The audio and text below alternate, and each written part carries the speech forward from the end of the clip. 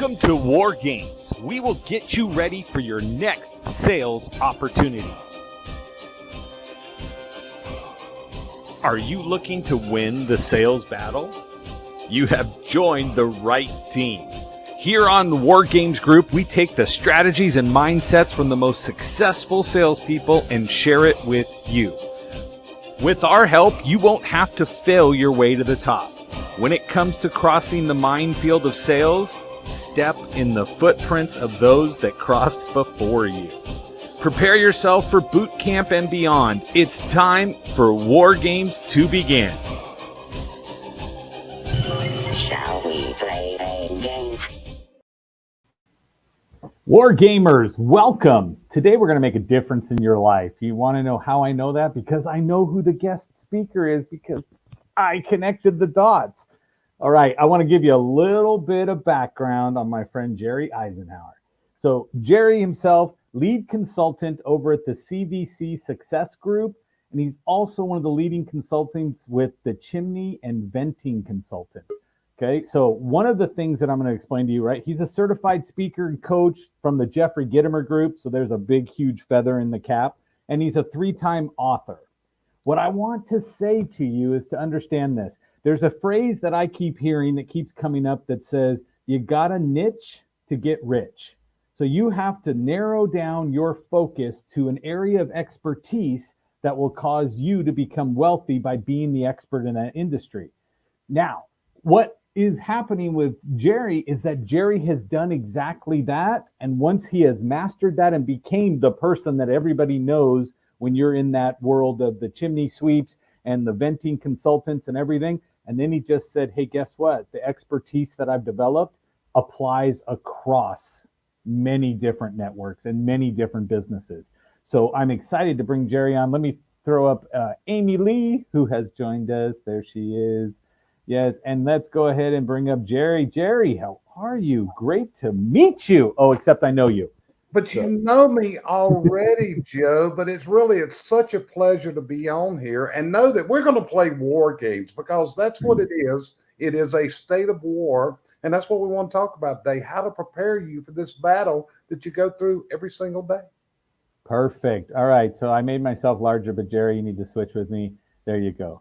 So Jerry's going to come over to the big screen, and we're going to sit down and talk to Jerry. So Jerry, give us 2-3 minutes of what it was that you went through. You and I were talking before the show because Jerry's one of those individuals that was like 20 minutes early. He was already on screen, waiting in the green room, backstage, and I was like, I came on and I said, of course you're here early. I got here 15 minutes.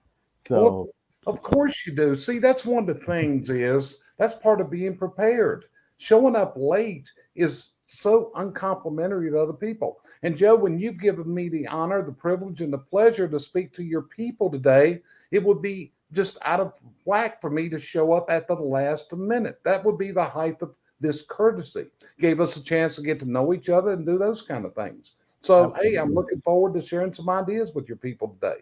Fantastic. And so, as we all know, War Games is what? We're here because everybody in this group has to hunt and has to capture something so that they can eat. So you got to hunt, kill, and eat in the game of war, which is of sales. So what I want you guys to understand is that I've asked Jerry to come in here and share some of his expertise and how it is we can sell. And again, because you guys can listen to me every week, or you can listen to somebody else who's kicking butt in another industry. And again, I'm going to say, Jerry, the Jeffrey Gitomer certification thing, it's not easy. It is not easy. No, it's not, Joe. You know, I got to get that certification. I actually spent 3 days with Jeffrey in Charlotte, North Carolina. The only advantage is Charlotte's right where I live, so there was no travel, just go to the hotel every day. But spending 3 days, and this was the amazing thing, Joe. This was the very first certification class that Jeffrey actually did. And when it went on, I don't know if you know it or not, Jeffrey's not real tall. Did you know that? I did. He's kind of short. And actually, when you take a photo, you got to bend down or he's going to get up on the chair because he doesn't want you to be taller than him. But I can remember walking back to the back of the room and saying, Jeffrey, how many people that are in here will actually make a living out of what you're teaching them? And he said, if 5 do it, they'll be lucky. And I said, well, buddy, I'm going to tell you, I'm going to be one of the 5. And I agree with you from listening to the questions that are coming in, because this is what so often happens. People are not prepared to go the distance. They're not prepared to go the distance of what it takes to be successful. They're not prepared to get up every single morning and motivate themselves for success.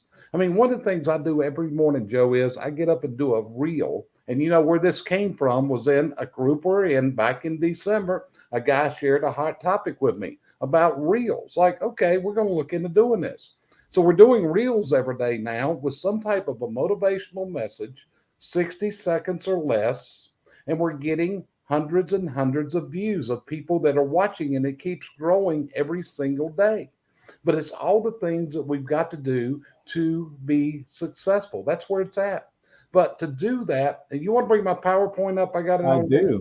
I got it. Here it is. Okay, Now, so let me make it bigger for us. There we go. There you go. So now we're all 3 in the picture. We haven't lost anybody. We're all 3 here. And today we're going to talk about a subject called sales success. And the first thing I want you to understand, today is very limited because I've only got a certain amount of time to speak. That's one of the things Joe and I were talking about where we started, which is condensing your thoughts down in a short period of time are very, very difficult to do. But that's what today is all about. It's all about sales success. So the first thing is, are you all in? And see, this is where so many people fail. They're not all in. Yeah, they're in maybe an hour today, maybe 2 or 3 days a week. But Joe, would you say that you're all in every day of the week, Joe? I'd like to say I could be all in every day of the week, but there's some days I'm not. There's some days you're not. What do you think you're missing by not being in on those other days? Missing a lot of opportunity on the days. I will tell you, I still function and I still do it, but I know that there's a lack of passion involved on the days that I step down. But I may step out of my head maybe 1 day, 2 days a month, but otherwise I'm all in, going through as bad as I can. That is, and I know that about you from watching you and being around you. We're both in a coaching group that we get together a lot of Thursday nights. And more than likely, I would say that you and I actually contain our personalities a lot in those meetings. Would you agree that we kind of suppress ourselves? Agreed. Because again, I'm worried about people realizing me at full strength. I don't know how they can take it. And a lot of times that's what we're talking about here, but that's what you got to be. But that also plays an important role in your sales, Joe, because this is an area that you and I both believe in. And that is, you've got to understand your customer. And you and I are both believers in the DISC assessment process. And see, this is one of the problems. We have a sales process and we think that's going to work for everybody. But it doesn't. You've got to gauge your sales presentation to everyone that you're going to make that presentation to. You've got to understand what their behavior patterns are. And we divide this into 4 segments, which are D, I, S, and C. And see, in some ways, I'm the luckiest guy in the world. And in other ways, I'm the unluckiest because I'm married to a certified DISC assessor who's at the advanced level that can read my mind. Listen carefully. Read your mind. You see, that's one of the things, and my wife teaches this in our sales presentations, is the ability to take the body language of others, to take the body language, the facial expressions, how quickly they answer, the length of their answers, and everything else that allows you to make that proper presentation. And Joe, I've asked her, how long does it take you from speaking to someone to gauge that personality? And her answer is 3 questions. In 3 questions, she can determine how she has to proceed with the discussion of that person. So that's what you got to do. You got to be all in, but you got to understand your customer. And this is where so many people miss the boat, such as, I'm a high D personality. I don't want to hear your lengthy tales to me about your product. I want you to condense it in the shortest version possible because you got about 3 minutes of my attention. Joe, what about yours? How much attention does someone have with you? Yeah, 3 minutes is very generous. That's exactly right. Because I'm like a minute and 30, but at the same time, I'm also going, I already know where you're going with this. Right. Because what you've got to do is, and this has got to be your goal as you're making your presentation to other people, no matter if it's by phone, it's by face, it's by virtual means, which is a great way to make sales today, but you've got to engage a customer reaction. What you're trying to do is you're trying to build a customer that you can connect with, not just satisfy, because your goals got to be not just a one-time sales. Joe, your background is in the automotive industry. Am I correct? Correct. That's one of them. Yes. Yeah. In the automotive industry, it's not about selling one car. It's about a customer for life. Would you agree with that? Yeah, absolutely. And what you're also doing is if you go to another dealership, that customer is going to follow you. They're not sold necessarily on the brand of car. They're sold on Joe. And this is what a lot of people don't realize. Customers do not buy the product. They don't buy the company. They buy the person that is submitting that proposal, that's explaining that sale. That's what they're buying. And a lot of times people depend on the product to sell itself. It doesn't happen that way. And a lot of times they don't listen to the customer. If you listen to the customer is going to tell you how to sell to them, if you simply listen. If you listen and listen to the words that they're saying, you'll also find out something that we call perceived risk. And the perceived risk are the risks that is in the customer's mind. You didn't cause that risk. Let me give you an example. Joe, would you say that the word warranty could turn people off by trying to sell on warranty? It would. Yeah. Okay. And here's why. Because when you say the word warranty, and I've seen so many people try to do this, they sell on the length of the warranty. What the customer remembers is the crappy warranties they have had previous in their life. They remember the washing machine they bought. They remember they got it from Sears Roebuck. But at the same time, when they needed service, it wasn't happening. It wasn't there. So again, these are the things that you have to key into, and you've got to build, and this is where the salesman is putting it all together. He's creating what we call the ultimate customer experience. The ultimate customer experience. The ultimate customer experience is going to be where that customer's satisfaction is that high. And again, I'm going to compare it to the automotive industry since, Joe, that's your background.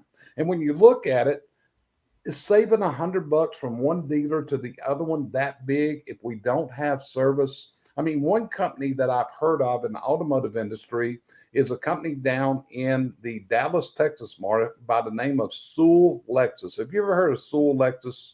Absolutely. Okay. And I heard about this from one of my coaches by the name of Randy Pennington, because what they do is the service that they offer is so superior. In fact, I have a client that lives in Amarillo, Texas, that bought their vehicles from Sewell in Dallas, and they actually go to Dallas, Texas to get their car serviced. Wow. That goes to Dallas, Texas. And Kathy, who is my client there, she called me. She said, Jerry, this is unreal. I said, what's going on? She said, the mechanic is underneath the car right now and just FaceTime me and showed me the bottom of my car and what was good and what was bad underneath the car in a way that I could understand what they were looking for. And Joe, that's the ultimate customer experience. You know, Jeffrey Gitomer, who's one of the coaches, like I said, I've been trained and certified by, he wrote a book one time, and this is one of the books that I think is just great. It is Customer Satisfaction is Worthless. Customer Loyalty is Priceless. And so many times, I think what we see here is people try to make the one-time sale. They don't look at the lifetime value of a customer.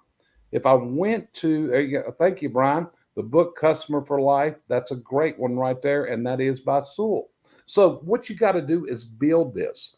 What is the customer's lifetime value to you? Now, Joe, earlier as you talked, you said that I was from the chimney sweeping industry, correct? Correct. Okay. Now, there's probably people on this call that don't even understand that chimney sweep still exists, because I'm working in an industry that only 3% of American consumers have ever used that industry. 3%. Okay. So, good afternoon, Charles. Appreciate you being on here. Now, But let's also point out that chimney sales are through the roof right now. yes, they are through the roof. And here's the whole thing. What the chimney sales potential is, it's like any other blue collar industry. This is the sales cycle. We go to a house and the customer is expecting to spend a couple $100, a couple $100. And what we have the privilege of telling them is it's going to cost them thousands of dollars to have what they thought they had before we ever came into that home. Not only that, we've got to build a positive review, because many times someone's going to get a fireplace or a chimney checked out and they're going to find out it's going to cost them $3,000, $5,000, $10,000, $20,000 to fix the problems that exist in that chimney system. Okay. And service trucks in this industry, believe it or not, sell multi-million dollars in sales a year with that process right there. But what they have to do, they have to build that into their sales presentation, because here's a hard fact. 70% of people will buy to eradicate a pain in their life. 30% of people will buy to gain a benefit. That's the status right there. When you look at it, is your customer buying to eradicate a pain, or is your customer buying to gain a benefit? You know, if somebody's going to put a swimming pool in the backyard, that's probably a benefit. But on the other side of the coin, it could be to eradicate a pain. What would be that pain, Joe, for a person that's going to put in a swimming pool in their backyard? My kids won't stop complaining because it's too hot outside and their friends have a pool and we don't have one. The wife wants it, whatever. So it's satisfying a desire. It's eradicating a pain. But you got to determine, does your product eradicate a pain? Does your customer desire a benefit from the purchase? That's what you have to determine. And you've then got to slant your discussion with that customer to cover those things. And you know, when we talk about success and failure, do you realize there's a really small measurement between those two? I would say that I believe it's one thing in every situation that causes you to slip from the success to the failure. That's it. But I'm going to go a little deeper, because this is the actual difference. It's right between your ears. It's in your brain. See, here's what happens. Have you ever watched a rock star go on stage? And have you ever watched this performer psych himself up? I mean, be honest with you, Joe, when you and I were talking, I was psyching myself up for this presentation, okay? We were having small talk, but if you remember, I said, I'll be back in a minute. When I went off camera, and I'm just psyching myself up for a minute, because now I've got the honor of being on your guest today. So that's what you got to do. You got to psych yourself up before you do any presentation. I did a sales class on Monday with the people in my industry. And one of the things I explained to them was, when you pull a truck up in front of someone's house, you better psych yourself up. You better prepare to win. Joe, it's kind of like the name of this show, War Games. And what you're telling me is one of your goals is for people to develop a strategy to win at this game of war and sales. That's your purpose in what you're doing here. But so many people, and Joe, we see them often that we deal. Okay. Amy just said, I literally shake with my whole body before I go live. But is that intentional, or is it just fear-based? Are you doing the whole? No, like a dog does. Like, I shake my body and I move my energy, and I get so like wound up that when I go live, my energy is like magnetic. Okay. Your energy. But again, you're psyching yourself up just like I'm talking about. And that's what you got to do, because it's amazing how many people are scared to do what we're doing right now, which is get in front of a camera and talk to people and share your information. We get on camera every day and we're talking to people. Now, our goal in talking to people is, I believe in the Zig Ziglar philosophy, Joe, and I hope you're seeing that with me right now and at this point. I believe that if you help enough people in this world get what they want, they're going to help you get what you want. I mean, when I told you, hey, I'd love to do a segment on here, I never said, hey, I'll do a segment that's going to cost you this or that. It wasn't what it was about. It was all about what I call my trophies on the wall. And the trophies on my wall are on this blank wall over here beside me, which are the heads of the people that I have helped imaginary on that wall. But that's what you got to do. You got to psych yourself up every time there's a sale coming into your door. You got to come up with the confidence to make it happen. And here's one of the things I want you to do if you're listening to me right now. This is a homework assignment. If you really want to get better, you need to create a 30-second commercial about you, not about your product, not about your company, a 30-second commercial, which is 100 to 120 words. We would have called this some years ago, perhaps an elevator speech. But in this 30-second commercial, tell me what the value is in you. What's the value that you bring to the table? It's really amazing, Joe. And I think you or I could go on right now and give a 30-second commercial right off the hip, okay, about the value we can provide people. But at the same time, so many people have this problem. They can talk about the product they sell, but what's the benefit of them? What's the commercial about them? What separates them from anyone else? Because that's what the customer is looking for. They're looking for someone that I can connect to. And in this day and time of what I'm going to call sensitivity, you've got to be able to connect. In fact, a while ago, I even told Amy, I asked her a question, but before I asked the question, I actually said something in advance, which I didn't want to offend her in the question I was asking. So you've got to be aware of this, especially we call this, in today's world, the United States of the offended. In today's world, it is so easy to offend another human being. It's like Brian was offended by that. He was offended by that. It's like, and don't take this wrong, what I'm getting ready to say if you're listening to me.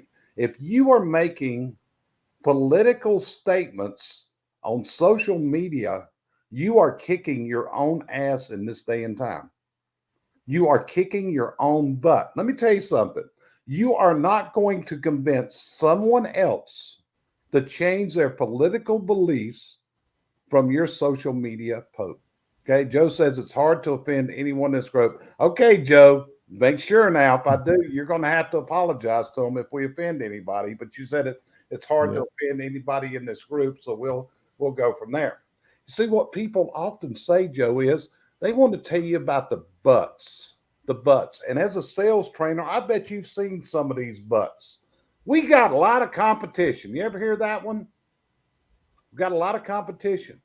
Yeah. Our prices are just too high. Boss, they just cost too much. You got to cut the margins or whatever. We don't carry the brand they want. We don't advertise enough. The next one really gets me. I don't get paid enough. They can buy it cheaper online. The economy really sucks. Our customers are just cheaps. And see, this is one of the problems. Instead of looking for solutions, we're looking for excuses. And I call them the buts. So here's what you need to do. If you're listening to me right now, take every one of those buts that you got, and I want you to write them on a piece of paper. And once you get them wrote on that piece of paper, then where I want you to put them is, where are you going to put those butts? You put them in your stinking suck bucket. You just take it and wad it up and throw it in that suck bucket. Because here's the real world, folks. This is the world you live in today. You're living in a world of sensitivity. You're living in a world of the smartest consumers that have ever lived. They have access to more information than they ever had before. Customers today, they want it leaner, they want it faster, and in the world's, this brings up the challenge, excuse me, of supply and demand. Right now, you can't get the product. A lot of times you sell it. Well, that's what you got to do. You got to work with this, and you've got to understand your customer. And you never want to get into a situation of apologizing later for the deliveries that you couldn't make today. Don't put yourself into that position. And that's what so many people do. Anticipation. That's a key word in sales. Anticipation. Anticipate what customer objections will be and address the objections in the presentation. Now, if you've done your presentation properly, if you've asked the right questions, you're going to know what those perceived risks are. You're going to know what those objections are, and you address them in the communication. Such as, I'll give you an example. I'm back to the automobile industry. Joe, one of my big concerns is waiting on my stinking car to get the oil changed. Does that make sense? It sure does. Okay. So one of the things I'm looking for when I buy a car, and I can afford the car, okay? Ken Walls has told you about the house I live in, Joe, so you figure I can afford the car that I want. Yeah. What I'm looking for is if that stinking car needs to be serviced, I don't want to spend a lot of time there. I want to come in, I want Mr. Goodwrench to service it and get it out the other end. If that car needs to be broke down, I need a loaner car. I travel for a living. I need the things I need. Your better deal doesn't mean a whole lot to me. I'm looking for service. I'm the guy that's going to be straightforward and tell you what I'm looking for. But that's what most people don't do. You don't do. Good afternoon, Tom. Appreciate you joining me, sir. Because these perceived risks are out there. And Gitomer describes this, and you probably had a customer like this. They're somewhere out there in that twilight zone. Somewhere out there. You've given them a quote. They will not commit. They won't return your phone call. And what's the problem? There's a perceived risk in their mind. There's a perceived risk that whatever you're selling them, it's not going to work. So what you've got to do is understand this. These are not the factors that you cause. These are what we call past life experiences. So, Joe, let me ask you a question. Have you been married more than one time? I have. Okay. And being married more than one time, did your second or third or fourth wife feel a risk from a previous relationship that she was in?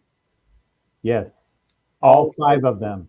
All Oh, wait, no, five I've of only been married twice. Never mind. That's it. But Yeah. you understand what I'm saying. Because, Amy, I hope you'll verify this. Women have a memory. It is hard to drop these things. If you, it's like two guys. Two guys can go out and have a fist fight and go back in the bar and have a drink a little bit later. Women aren't like that. Okay.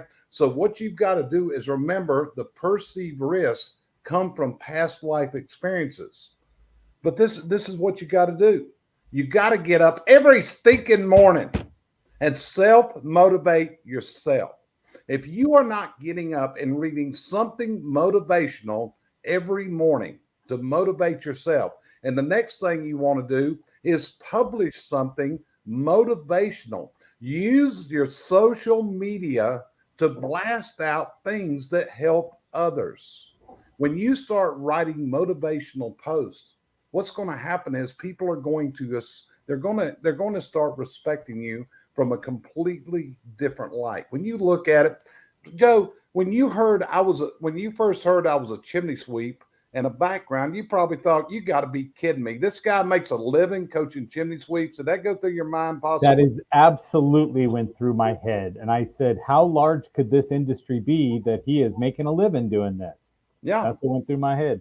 It is. And that's what most people say. I go to high-level coaching meetings and everybody is an executive coach, okay? I'm an executive coach. And they ask me what I do. I say, well, I'm a blue-collar coach and I service a specific niche. And they say, what's the niche? And I say, I service chimney sweeps. And they say, you do what? I work with chimney sweeps all over the country. In fact, I just told you I was north of you in California, and I'm on the East Coast. And I'm everywhere all the time. I'm traveling, spend about 225 nights a year in a hotel. But what it was the key thing. And this is what people got to know also. Who is your customer? Who is the niche customer for you? And that was what, this was one of my advantages. When I went into coaching, I was already well known in my industry. I was well known for training, for technical and other things. So I didn't have to build that name recognition. But I see so many people, they're out with a scattergun approach. They don't aim in. They don't focus at who their customer is. And what do you do to make this all happen? You start by building what we call the attitude of yes. And this is a Gitomer principle right here. He's wrote a book on this about the yes attitude. And see, Joe, in life, did you ever go through any type of high school or college class on attitude? No. No, none of it. What about you, Amy? Did you ever go through a college quarter where it was all about attitude? I don't think so. None of us do. So what happens in this world is we have people with a positive attitude, a negative attitude, but you got to go a little bit higher. And this is what scares so many people. Now, my voice is going to get a little louder here in just a second because you got to develop the following. You got to develop the attitude of yes. You have to believe in yourself. Okay. If I told you my life story, and I've written a book about it called Chaos to Reinvention, and if you learned about me and all the failures I've had in my life, you're going to think, what in the world is this guy on here telling me how to be better when he's failed so bad? But the reason I can do that is I have failed. I've realized it was all my fault. I came to that magic moment. And once I was able to do that, you see, we're all in the great country we live in today. We all have the potential to be whatever we want, to go wherever we can go. So, Joe, I'm going to turn it back to you, my friend. I'm going to take my screen off. So what's your thoughts out of what I've just said today? So what I found, Tom Ginn said to go ahead and bring it. He's ready for your yes attitude that comes up. So well, Tom, I think it makes sense. He said yes to it. Yeah, Tom knows I got a yes attitude.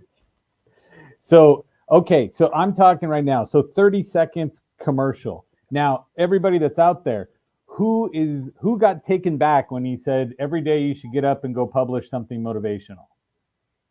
Right? Because I looked at it and I'm like, ooh, I could do that. Again, but going live doesn't do anything. I don't know. I feel like you post mostly demotivational stuff, Joe. It's true. It's true. I want to point it out there. Michael, you brought it today, is what Michael's saying. So you brung it. But to me, I look and I go, that's a level of commitment that somebody has to make to themselves. And how many people are ready to make that commitment? And I think that goes right back to what you said, which is the self-motivation. Now, Amy Lee had a great comment earlier that I threw up there for a bit, but you were talking earlier about the perceived risk that the clients have. And then Amy Lee threw up here, the energetic trauma the customer carries. And then you brought it right back with another definition later on. And so can we talk to how do you define what their actual trauma is or what they're afraid of? Because we can generalize it. And in sales, we generalize it to everybody and go, I'm afraid I don't want to get, I don't want to make a bad decision, or I don't want to get taken advantage of. But is there something that your training has taught you to say, this is how you identify that? Right. You identify it by what we call, and this is, again, some homework you need to do. You identify it by the power questions that you ask. And the power questions are going to be what you're going to put together with some deep thought about the product that you sell. And you're going to ask questions such as, what's been your past experiences? How has this worked for you in the past? What has failed you in this in the past? And by going there, you've got to ask the question because, and this is very important today, if you're dealing with the millennial generation. The millennial generation does not like to ask questions. Did you know that, Joe? I did not know that. Okay, so millennial generation, remember, I'm talking somebody from late 30s now down to age of 20. In other words, we are in our customer age range right here. So what happens is the millennial, as a rule, is scared to hold up their hand and ask a question. They know you got to bring the question to that person. This was explained to me by one of my students because I have a virtual training platform. So one of the things I found out was that millennials take virtual recorded courses much easier and more accepted than someone in our age group. We are baby boomers and we don't accept it as well. And she explained it one day. She said, Jerry, I'll tell you why I like virtual recorded courses. Oh, great. Tell me what it is. And she said, because I am deathly afraid to hold my hand up and ask a question. But if I'm taking a virtual course, I can stop the recording at any time and I can Google it. Or if I didn't understand it properly, I can replay it back. She said, because I have this very big fear of asking a question. And that's many people. They're scared. Joe, you and I do not have a problem asking a human being a question. It doesn't bother me one iota, okay? Nope. It doesn't you. That's our personalities, okay? Yep. It's like somebody comes in here, I got no problem telling a salesperson, okay, buddy, you got 3 minutes. 3 minutes. Give it your best shot. And then see him where he can perform at that point. Because again, I don't want to hear all the stories. I don't need to hear it. That's someone that's going to be a high S or a high C that's going to want to know those type of details of putting it forth. But again, it comes from developing that conversation. It's also going to come, if you're in face-to-face, from your body language and your eye contact. And that's where a lot of people don't realize. When I look at it right now, Amy, can you see me looking straight in your eyes on the camera right now? Okay. Now, if I'm looking over here, looking over there, that's not going to be good because women look at eyes. That is the funnel straight into the soul. That tells so many people where they're at because females are more astute to these feelings than we are as males. And, again, it's nothing. Don't take any of what I'm saying sexually. Take this as understanding the nature of the people that you're working with. Because if you don't understand your customer or your potential customer, you're going to fail. You're going to fail. You've got to understand that person. And that means it's going to take all your efforts. That's going to take psyching you up before this presentation. You got to forget all the bull crap that's up in your mind. You got to forget the problem you got with your spouse, with your wife, with your parents, whatever it is. And you got to put 100% attention into that human being that you're speaking to. And if you do that, that human being knows it's there. Now, Joe, I'm going to give you another sales tactic that I will tell you will raise your sales 10% if you will do this. Okay? Yeah, let's go. Here you go. Whenever you're talking to a customer, do not use a tablet such as this for this. You want to get out the old piece of paper and what I call a composition book or a notebook. That's it. Now, when you ask a customer a question, write down the answer. Now, what is that going to do, Amy? What would you think writing it down does? It gets the answer in their own words, so you can turn around and use that copy in future things so you can get into the head of prospective clients. That's one thing, but there's another more important thing. You're able to. Yeah, Joe, what's your thought, Joe?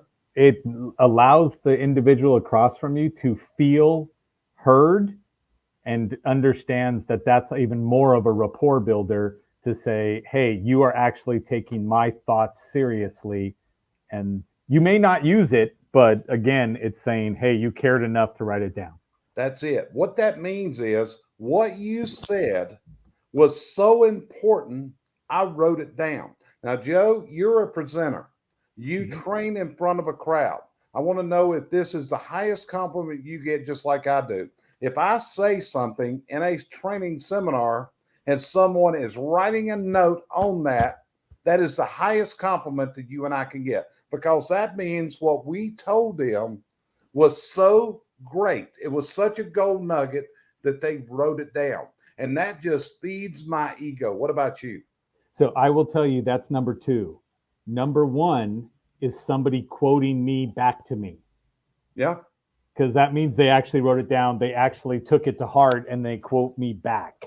So when they come up and they go, hey, you did blah, blah, blah. Like I posted a compliment the other day because one of the students from before, he sent me a message in Instagram. He DM'd me and he said, hey, it's so funny. We're all sitting here. And when somebody picks up the phone, if they're not following the guideline that you put in for us, we all stop and go, that's not how Joe trained us. Right. And I started laughing and I was like, that's great because the impact is felt beyond my presence. Yeah. And that's what it is. Yeah. So here's the whole thing, Joe. It's not one little thing. It's not one little nugget that makes it work. What it is a system. And this is one of the things that we teach people to do is develop their systems to approach this. Like I've talked about here, write a commercial about yourself. Don't write it about the product. Don't write it about your company. Write it about you. What makes you unique? What do you bring to the table? What makes you special? Write a 30-second commercial. It's going to be really hard to do. Do you realize that selling yourself is the hardest product you'll ever sell? Yeah, because it's been categorized as egocentric. Or that you are disingenuous because you're bragging about yourself. But something I heard the other day was it's not bragging if it was true. That's it. Well, one of the things is it's also building up reviews. That's one of the things we teach our people. How are you getting reviews for what you do? Good afternoon, Mr. Walls. Appreciate you joining us on here. Hey, there's Ken Walls. That was Ken Walls from the Grow Live Academy? From the Grow Live Academy. Wow. We are thrilled today. I'll tell you what, we have, great guys on here. We've seen a lot of guys, Jamie Green and all that. But you look at it right there. I've listened to Jamie Green. She talks with expertise on her product, which is solar. She's a solar queen. When you look at it, what separates you? Because you got to remember this. If they buy you, they'll buy what you sell. They got to buy you. You got to buy. Yes, Ken, you know us people. Joe, should we unleash on him right now? He's on your territory here, bud. Yeah, that's right. We'll just look. Oh, who just booted Ken out of the room? Oops, sorry. Yes. But anyway, Ken Walls there, he's a guy that's helped me and Joe both and learned a little bit about what we're doing out here today. So, hey, Ken, I hope we're making you proud of us today. Okay. Are we doing okay here, brother? So, but anyway, Ken Walls says he's here to see Amy Lee. Okay. And Amy Lee told him to do something else. She said to go back to Uranus.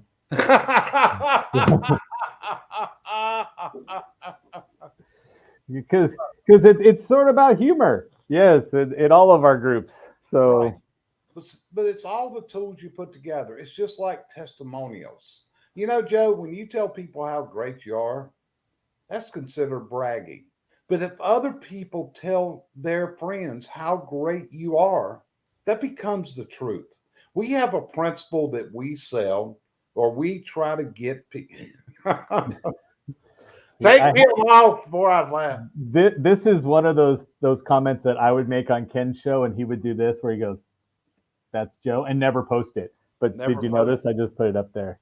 Yeah. There you go. So, oh, Joe, how great thou art. Yes. So anyway, Joe, we've got something that we set as the target client and the target customer. And this is what we call an enthused customer. An enthused customer. And what's an enthused customer? An enthused customer is someone that tells everybody how great a job you did. Because the testimonial-driven sale is the easiest sale there is. Okay? The easiest sale. It's like our buddy Ken Walls that came on a while ago. How did I get connected with Ken Walls? Through someone giving me a testimonial for Ken Walls. His name was Scott McCain, okay? Another mutual friend of going forward from there. But this is what you got to do. You got to build those enthused customers in your life. You build the enthused customers that tell everybody how great you are. You see, that's a weapon of success. And there's one last thing I want to mention here, Ken. Joe, sorry about that. You know what that last thing is? You want to know why most people cannot succeed? I would love to know that, because I'm going Have you to ever had several people. Sure. Have you ever had your ass kicked? Yes. See, here's the problem. You want to know why I'm so passionate, Joe? Yes. Tell me, Jerry. I've had because I had my ass kicked to the curb, because I went all the way down as far as you can go, and I had to pick myself up and to figure out it was all my fault. It was all my fault. It's just like when you go through it. Yep. It's like Ken Walls. He pays Scott McCain to say nice things. I'm going to tell Scott to send you a bill, Ken, okay? But if you don't have your ass kicked, in fact, I was doing a podcast with Gitomer one time. They recorded me, and I said, Jeffrey, the problem is most people just haven't had their ass kicked hard enough.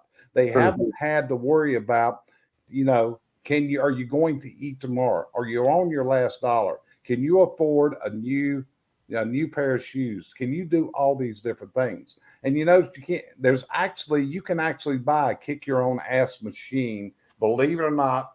Put my screen back up. There's some examples of the kick your own ass machine. So, Amy, what do you think about those kick your own ass machines? I would have liked to see it in like Tiffany blue. It doesn't really appeal to me as a woman. You don't like the colors. Right. But I think the rest of us just get a coach, and the coach represents the boot. That's it. And see, and that's the whole thing, Joe. And a lot of people don't understand that. But coaches have coaches. One of the things that I tell anybody, if they're talking about, if you're looking at hiring a coach, make sure the coach that you hire has a coach, because coaches need to have people to go to. We have challenges. There's different things come up in our lives. They sell those in Uranus. Who started this Uranus thing, Joe? That would be the Amy Lee. Amy Lee started that one. Yeah, because he was on his way to some kind of speaking thing, some big speaking thing, and he stopped at the Uranus Fudge Factory. And so, wait a minute, the Uranus. That is awesome. I so didn't know that, but that is great. Yeah, and he went live from. No, he had to go to the bathroom, so he didn't go live. He was gonna go live from the Uranus Fudge Factory. So I was like.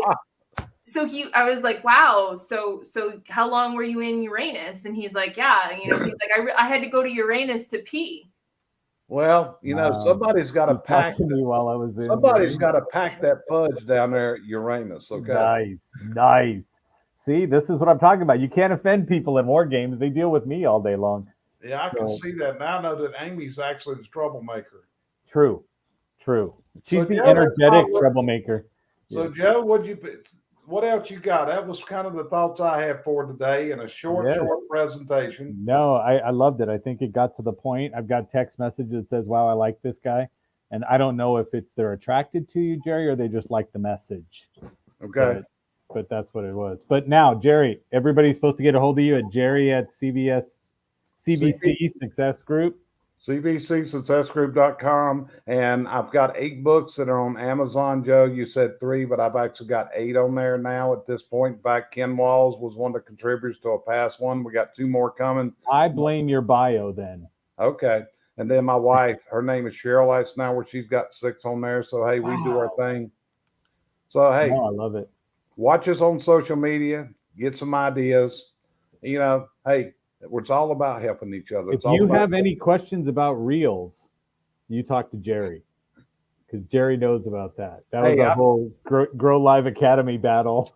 I figured out how to do reels, and I figured out how to move them onto Instagram, Twitter, TikTok, Twitter, and everything else. Okay. That's awesome. That's what we got to do the next training on with Jerry, is how do we do this? Just so you know, the boomer knows how to do all this, all you millennials and what have you. So.